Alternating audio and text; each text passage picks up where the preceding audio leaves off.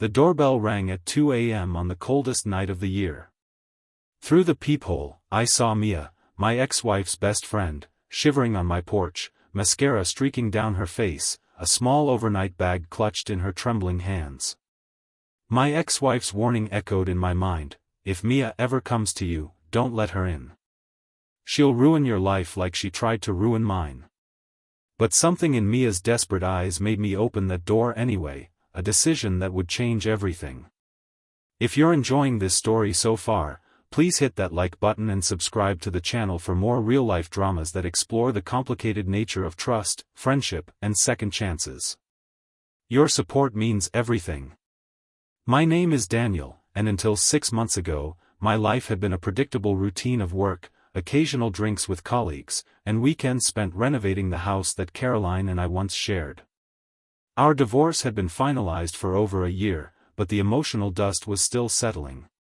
We'd managed to establish a civil relationship, necessary because we still shared custody of our dog, Baxter, and occasionally ran into each other in our small town. Caroline's warning about Mia had come during one of our dog handoffs, delivered with such venom that it caught me off guard. Caroline and Mia had been inseparable for the 15 years I'd known them, college roommates who became bridesmaids at each other's weddings. Whatever had happened between them must have been catastrophic. "She's not who you think she is," Caroline had said, her eyes hard with a bitterness I rarely saw. "Promise me, Daniel." I'd nodded, more to end the conversation than anything else. Caroline and I were past the point where we could make demands of each other. Besides, I barely knew Mia anymore. After the divorce, she'd naturally sided with Caroline, and our occasional run-ins at the grocery store had been polite but distant. Yet here she was on my doorstep in the middle of the night. "I'm sorry," she whispered when I opened the door. I didn't know where else to go. I hesitated for just a moment before stepping aside. "Come in. You're freezing." The relief that washed over her face made me certain I'd made the right choice, regardless of Caroline's warning. I led her to the living room, where the embers of the evening's fire still glowed in the fireplace. I added another log and soon had it crackling again. "Tea?" I offered, and she nodded gratefully. When I returned with 2 steaming mugs, Mia had removed her coat but still huddled close to the fire, her body language screaming vulnerability. I placed a throw blanket around her shoulders and sat in the armchair across from her, giving her space. "I know Caroline told you to stay away from me," she said after taking a sip of tea. "She probably told you I betrayed her somehow." I nodded, not wanting to interrupt. "What she didn't tell you is that I caught her husband cheating." Mia's voice cracked. "With my sister. I found out 3 months ago, and when I confronted Caroline about it, she accused me of making it up to hurt her. She said I was jealous of her perfect marriage. The irony wasn't lost on me. Caroline had left our marriage claiming I was too emotionally unavailable, too focused on my career. She'd remarried within 6 months to a man she described as her soulmate. Tonight, I finally got proof: text messages, photos." Mia pulled out her phone, then stopped herself. "I don't need to show you. That's not why I'm here." I confronted them both at their anniversary dinner. It didn't go well. Caroline told everyone I was mentally unstable, that I'd been obsessed with her husband for years. She wiped away fresh tears.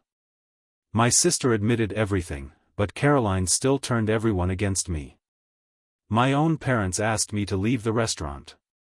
"I have nowhere to go, they're all staying at my parents' house for the weekend."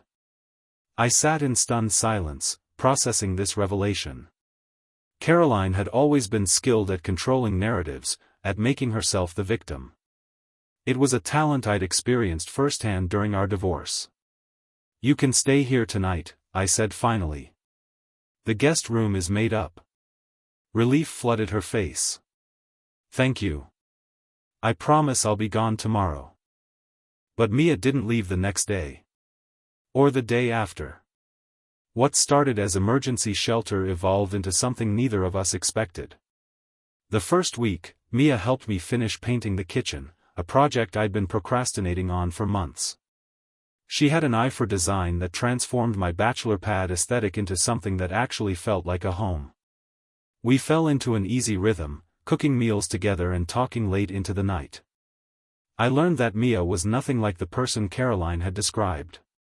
She was thoughtful and funny, with a quiet strength that had helped her build a successful photography business despite her family's disapproval.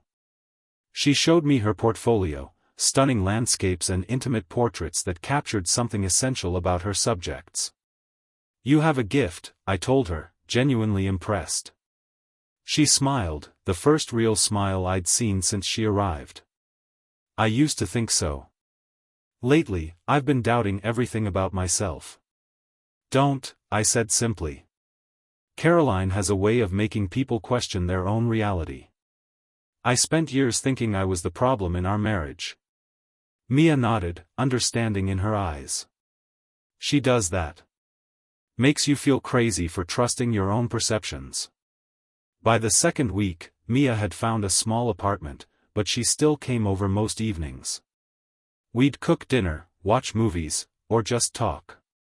It was friendship in its purest form, something I hadn't experienced in years. Then came the text from Caroline, "I know she's staying with you. You've made your choice. Don't expect me to ever speak to you again." I showed it to Mia, who looked stricken. "I'm causing problems for you. I should go." "No," I said firmly.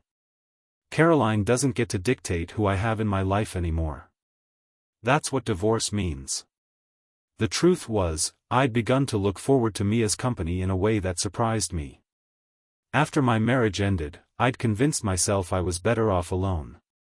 Mia was changing that perspective without even trying. 3 weeks after Mia showed up on my doorstep, Caroline appeared instead. I was alone, Mia was at a client meeting. "You need to hear the truth about your new girlfriend," Caroline said, pushing past me into the house. "She's not my girlfriend," I replied, though the words felt hollow even to me.